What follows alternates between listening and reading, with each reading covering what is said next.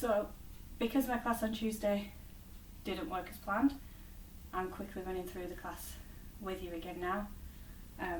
It is just going to be a short breakdown of the class, so you will need to do a warm-up before you get started, at least 4 rounds of sun salutations, so 2 on each side for a minimum to warm up, or some other form of stretching aerobic exercise, but you will want to warm up first. This is a movement-based class. You don't have to have the movement, you can hold each pose for 5 to 10 breaths instead. So the first one we're going to do is a squat, so you're just going to take your feet just over hip width apart, toes turned out slightly so that you can come down into a squat, keeping those heels on the ground. And you can either stay here or add the movement, which is just tapping just outside the opposite foot. So it's a gentle twist through the abdomen here. You're just twisting the abdomen as you tap just outside the opposite foot. Helps to warm up the core muscles. And if you're doing the movement, you still want to do it for between 5 and 10 breaths. Then you can take your toes onto the top of your hands, straighten the legs and come into a forward fold.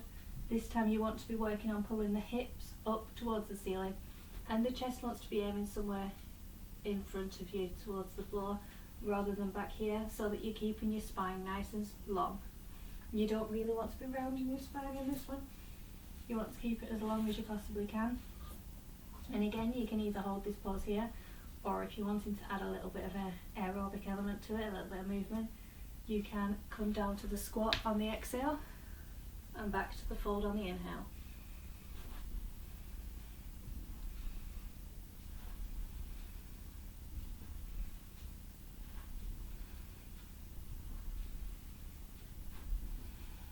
Each time you come into the fold, just make sure you're pushing your back nice and straight.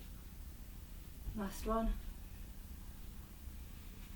Now release the hands from under the toes, take hold of the elbows, round the spine and come into a more relaxed forward fold. If you're wanting to add some movement here, you can just rotate the body. You want to keep the hips nice and still, the legs nice and still, you're just rotating the upper body, just swinging gently from side to side.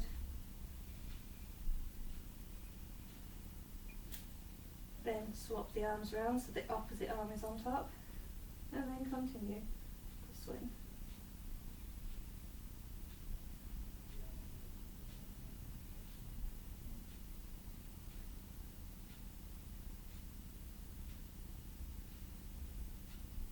Just coming back to centre, and then inhaling, rolling the spine up, releasing the arms. Head comes up last. So we're now going to move on to Trikonasana. Those of you who watched my last class will have had a little bit of fun with this. So we're just going to turn the right foot out to face the wall at 90 degrees. Inhale the arms to shoulder height. Just make sure that the arms are at shoulder height, you're not slightly off or your arms are slightly higher. You want them to be nice and even. Inhale tall, exhale, reach as far towards the wall as you can before you twist. And you can either look up to the top hand or you can look down to the floor. And to add movement into this pose, what we're going to do is we're going to take the top arm down to touch the foot on the exhale, and on the inhale we're going to bring it back up.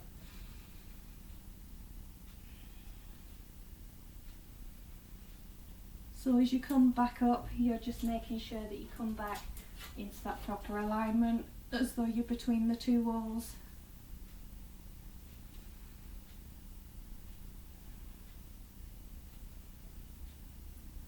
Holding here, and then inhale, coming up to stand, and then we're just going to do some pulses towards the far wall.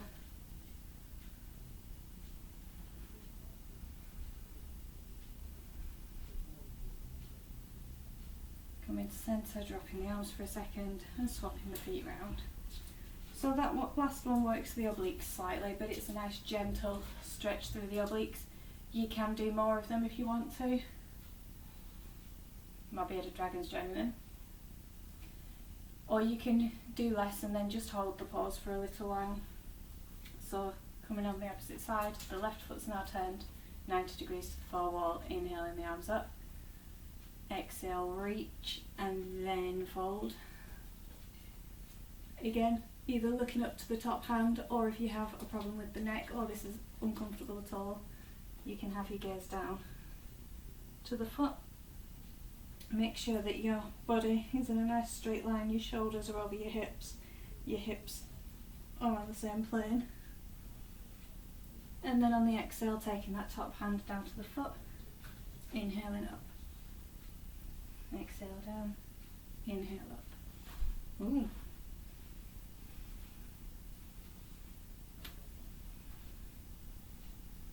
Checking your alignment every time you come up. Holding here, inhale, back to centre and then pulsing.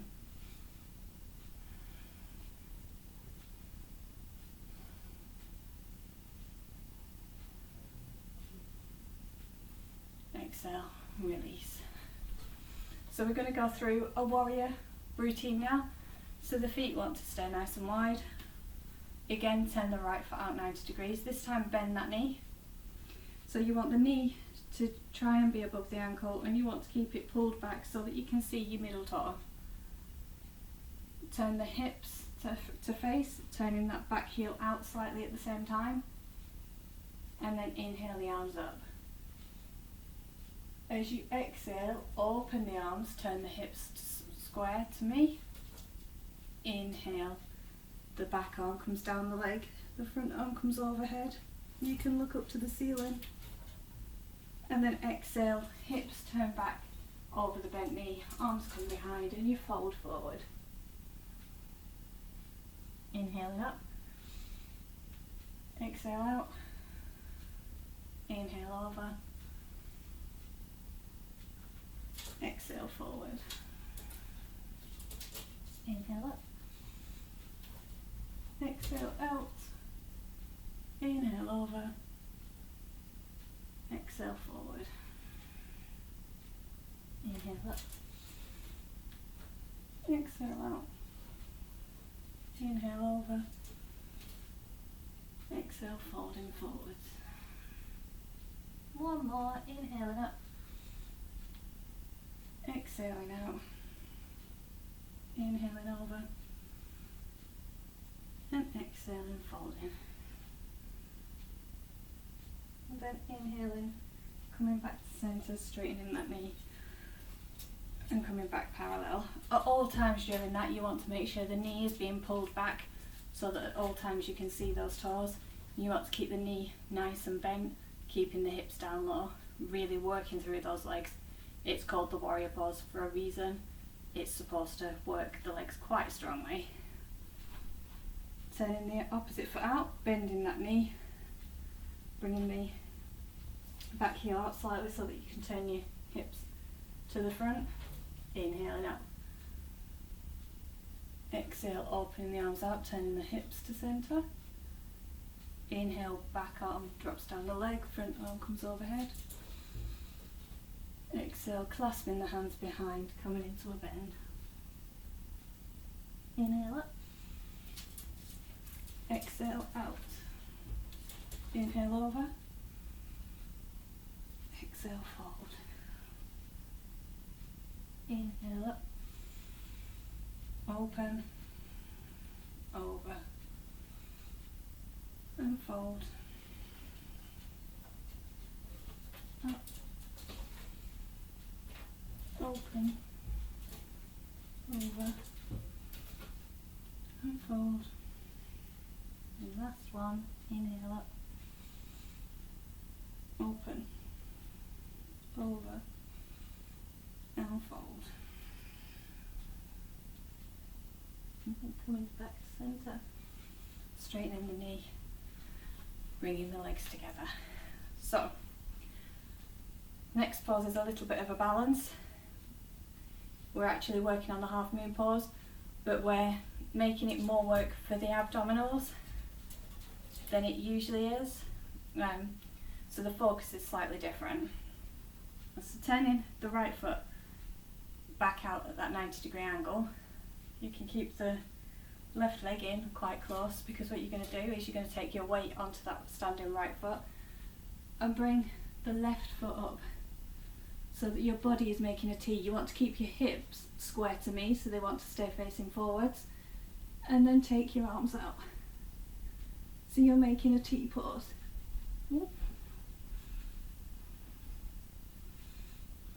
So get your balance with your legs first. You might want to find a drishti point, so that's a point just on the floor in front of you that's not moving, to try and help keep your balance. And you're keeping the body again between those two walls if you can. You can have this knee bent. Ooh. And then inhaling up. Exhaling the arms down for a moment, just giving them a quick shake out. Turn the opposite foot, now 90 degrees to that wall, bringing the weight into it and bringing the back leg up. Tilting the body, finding that drishti point, getting your balance, flexing that top foot so that the legs working strongly, and then taking the arms out.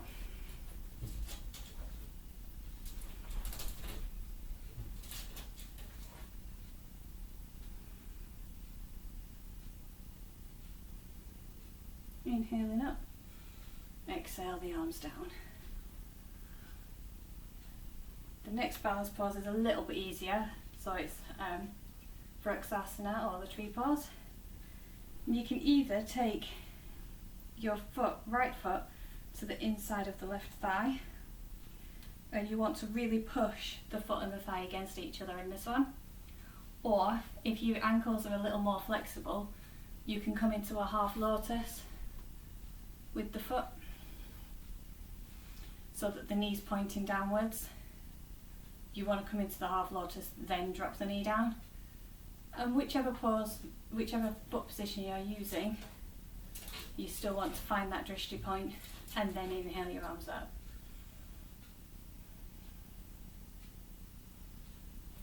This is a calming pause. Helps to focus the mind. So you're just bringing your hands in prayer pose above your head.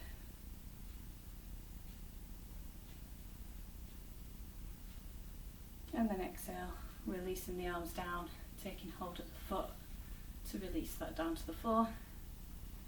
And then repeating on the other leg. So again, you can either bring your left foot in to the thigh, so that the knee is pointing out 90 degrees to the side, or you can come into the half lotus, bringing the foot into the hip joint, the knee now points down. Whichever one is more comfortable for you. If you can't hold your foot up here, you can have it lower down on the leg. You can even have it so that your toes are touching on the floor. The only place you don't want it is pushing against your knee joint. So it either needs to be above the knee or below the knee. Otherwise you'll put too much pressure on the knee and can risk causing injury. Inhaling the arms up again, finding your drishti and just standing here, breathing nice and deeply.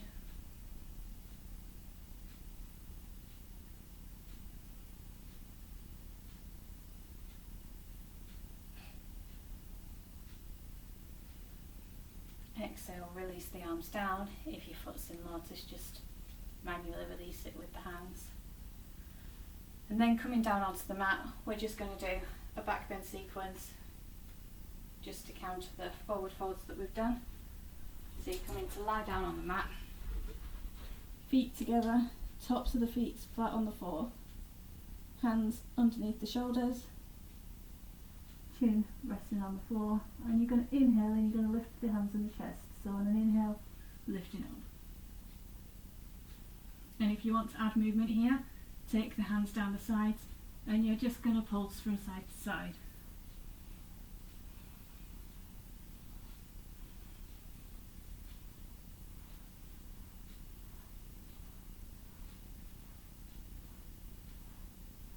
bringing the hands back under the shoulders and exhaling to come down. Taking a breath here. And then on the next inhale, we're going to come into full Cobra, straightening the arms, trying to keep the pubic bone down on the floor as much as you can. If you need to have the arms slightly bent to do that, then please keep them slightly bent. So we're going to inhale and come up. Look up to the ceiling and exhale, coming down. Bringing the forehead to the floor. Inhale up. Exhale down. Inhale up. And down.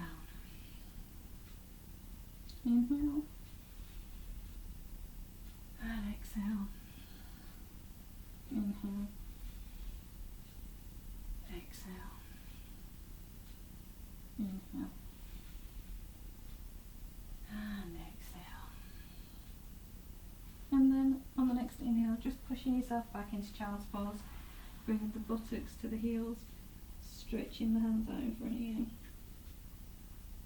Just having a nice stretch through that back. And then coming into your relaxation pose, whether that's staying in the child's pose or coming into corpse pose, and bringing the awareness to the breathing.